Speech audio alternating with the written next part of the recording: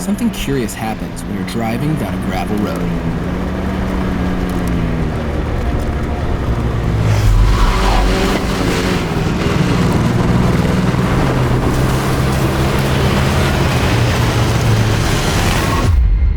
Time slows down. It's the connection between sound and nature, along with my love for the road, that's inspiring my drive today. I'm all too familiar with the crunch of gravel and dry leaves, and both the thrum of an engine and the white noise of a waterfall can hyper-focus my mind. But what about music? Where exactly does that fit into nature?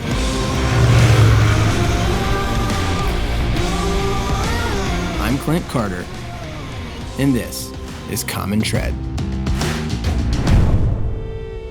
To explore, I'm headed to a music venue buried underground at the base of Tennessee's Monteagle Mountain.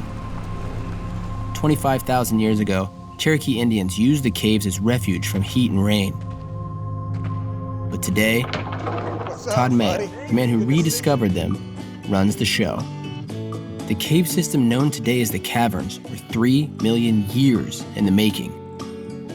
Since opening as a concert hall in 2018, the Caverns have hosted live performances from Steve Earle, Randy Carlisle, the Flaming Lips, and countless others. My first thought, the limestone would just echo everything back and the sound would be all off. Right. Was that ever a concern of yours? The unevenness of the surfaces are actually good for sound. Okay. And so, and you bring in people and that sucks up a lot of the, the bad, empty, but there is a nice little reverb coming off the stage, but you work with it. You go with the flow. And the acoustics in here and the sound is, I would say it's singular. And there's no backstage, artists come right in the same way. Like, what's that experience like for fans? There's only one way in, so all the artists have to come in. Everybody goes crazy, and then when they're done, they walk out, and everybody goes crazy. Man, we're all human beings trying to vibe out in a cave together, so it works out cool. People like it. The cave seems like it reveals a relationship between sound and nature, and I'm wondering if you think that changes the way people experience music in here.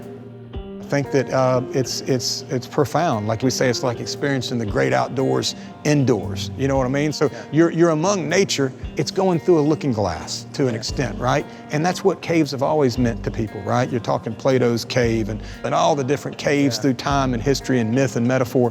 And that's I think that people have that experience when they come to see their favorite musician. It's like, man, I saw X in a magic cave. We got a whole nother cave we're gonna go check out too, historically known as Big Room Cave. God knows what we'll dream up there. So even though these two caves are just walking distance apart, I decided to go for a ride.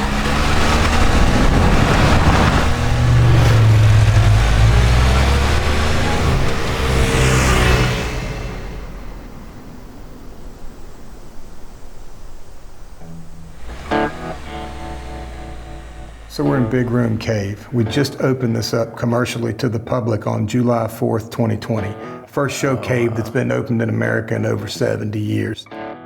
There's lots of interesting history in caves and lots of interesting history with music in caves. There is a story about Johnny Cash, and he was at a real low point and he wanted the darkness to literally take him. Yeah. And he credited that with being a fundamental change event in his entire life, spiritually, religiously. He said God spoke to him in there and said, you go on my time, not yours, Johnny. And he came out of that cave and his wife was out there and had picnic lunch for him or something. I don't know what the story. And he lived another 3 or 4 decades. Went into a cave, one man came out another. It's true, it can happen. It happened to me, Johnny, and Bilbo Baggins, right? These are 200 million year old fossilized sea worms. And you can see them all over there, and you see the little wormy guys. And this right here is carbide torches. That's how they used to do it. So that was 1930. I wanted to experience the cave's acoustics firsthand, so Todd invited some friends in to play. Paul Coward plays bass in the Punch Brothers, and Brittany Haas has played fiddle alongside Steve Martin on Saturday Night Live. Together they're in the band Hawktail.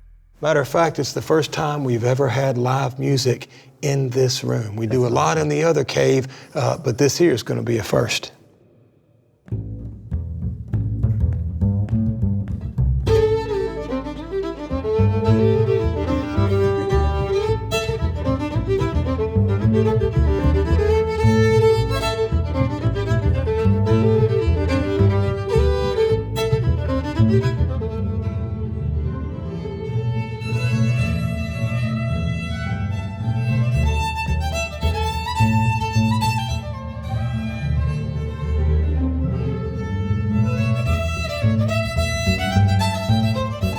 Music and nature. Each one reveals something new, but at the same time primitive in the other. On their own, each is fully capable of captivating our attention, but combined, they transport us to the ethereal land of the senses.